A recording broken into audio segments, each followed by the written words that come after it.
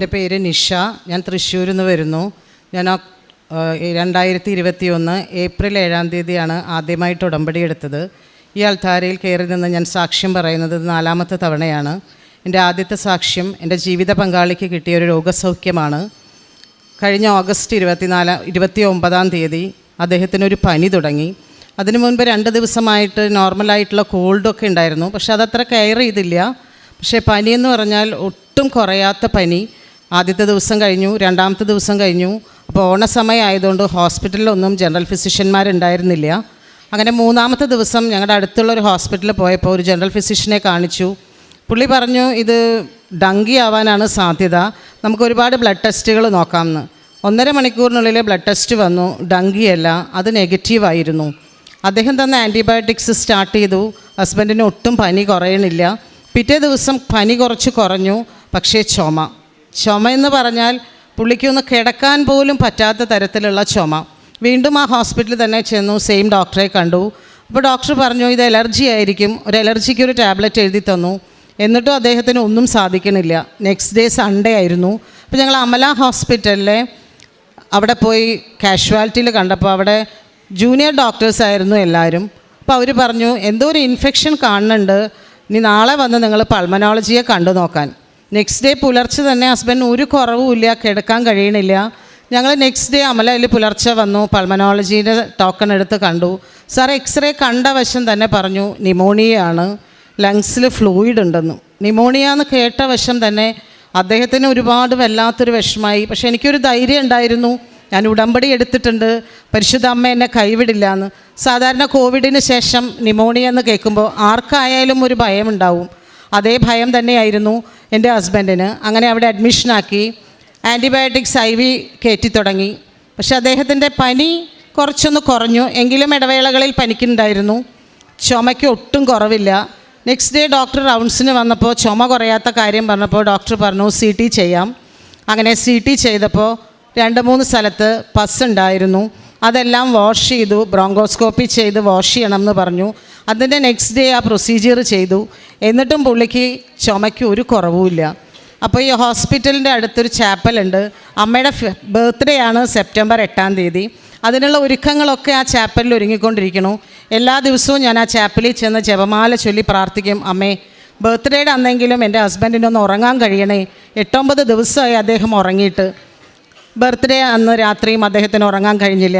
Next day doctor വന്നിട്ട് പറഞ്ഞു, ഇപ്പോൾ 6 ദിവസമായില്ലേ, ആൻറ്റിബയോട്ടിക്സ് ഇഞ്ചെക്ഷൻസ് എല്ലാം തീർന്നു, നിങ്ങളെ ഞാൻ ഡിസ്ചാർജ് ചെയ്യാം, വീട്ടിൽ പോയി റെസ്റ്റ് എടുത്താൽ മതിയെന്ന്. ഡോക്ടർ അങ്ങനെ പറഞ്ഞപ്പോൾ ഞങ്ങൾ ചോദിച്ചു, സാറേ ഒട്ടും ചുമ കുറയണില്ല, പിന്നെ ഞങ്ങൾ എങ്ങനെ വീട്ടിൽ പോകും?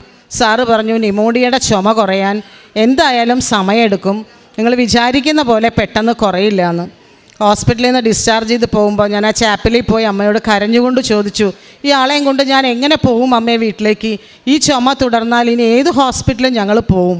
അങ്ങനെ വീട്ടിലേക്ക് വന്നു. സ്വന്തം വീട്ടിലേക്ക് ഹസ്ബൻഡിനെയും കൊണ്ട് വരുമ്പോൾ ഒരു നെഞ്ചിടിപ്പായിരുന്നു എനിക്ക്. വീട്ടിൽ വന്ന് അദ്ദേഹത്തിന് ഭക്ഷണം കൊടുത്തു, മരുന്ന് കൊടുത്തു. വീട്ടിൽ നിന്ന് 5-8 ദിവസം വിട്ടു നിന്നതുകൊണ്ട് ഒരുപാട് പണികൾ അവിടെ ഉണ്ടായിരുന്നു. ഞാനത് ചെയ്തുകൊണ്ടിരിക്കുമ്പോൾ ഞാൻ ഹസ്ബൻഡ് റൂമിൽ നിന്ന് ഒരു എനക്കവും കേൾക്കണില്ല. ചെന്ന് നോക്കുമ്പോൾ അദ്ദേഹം സുഖമായിട്ട് ഉറങ്ങുകയാണ്. 9 ദിവസത്തിന് ശേഷം എൻ്റെ ഹസ്ബൻഡ് അങ്ങനെ സുഖമായിട്ട് ഉറങ്ങി. അത് കഴിഞ്ഞ് 15 ദിവസം കഴിഞ്ഞ് ടെസ്റ്റിന് പോയപ്പോൾ നിമോണിയയുടെ ഒരു വൈറസ് പോലും അദ്ദേഹത്തിൻ്റെ ലങ്സിലില്ല എന്ന് ഡോക്ടർ പറഞ്ഞു. പരിശുദ്ധ അമ്മ നേരിട്ട് വന്ന് ദിവ്യകാരുണ്യീശോയും ഞങ്ങളുടെ ഭവനത്തിൽ ഉണ്ടെന്ന് ഞാൻ ഉറച്ചു വിശ്വസിക്കുന്നു. അതിൻ്റെ ഒരു ഇത് മാത്രമാണ് അദ്ദേഹം സുഖമായിട്ട് ഉറങ്ങിയത്. അന്ന് മുതൽ ഇന്ന് വരെ അദ്ദേഹം പിന്നെ ചുമച്ചിട്ടില്ല.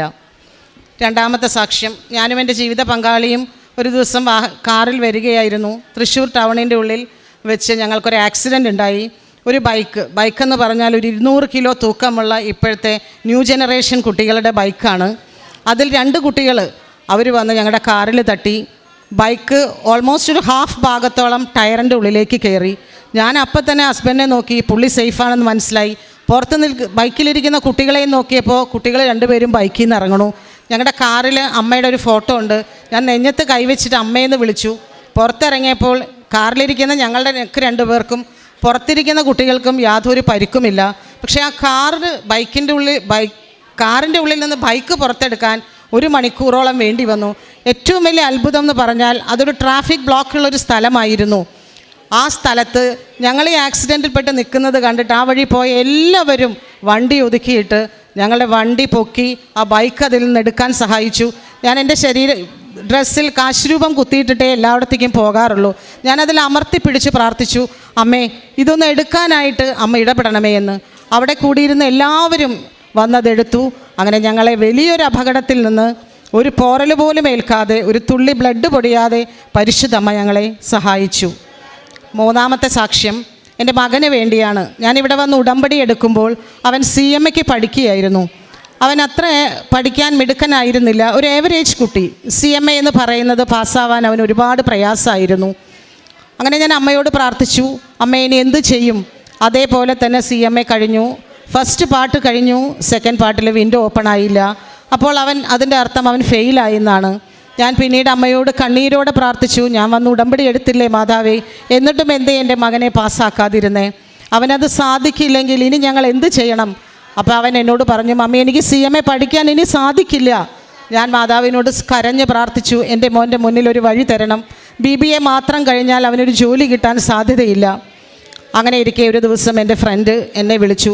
എന്ത് ചെയ്യണോ മോനെന്ന് ചോദിച്ചപ്പോൾ ഞാൻ ഈ വിശേഷങ്ങളെല്ലാം ആ കുട്ടിയോട് പറഞ്ഞു.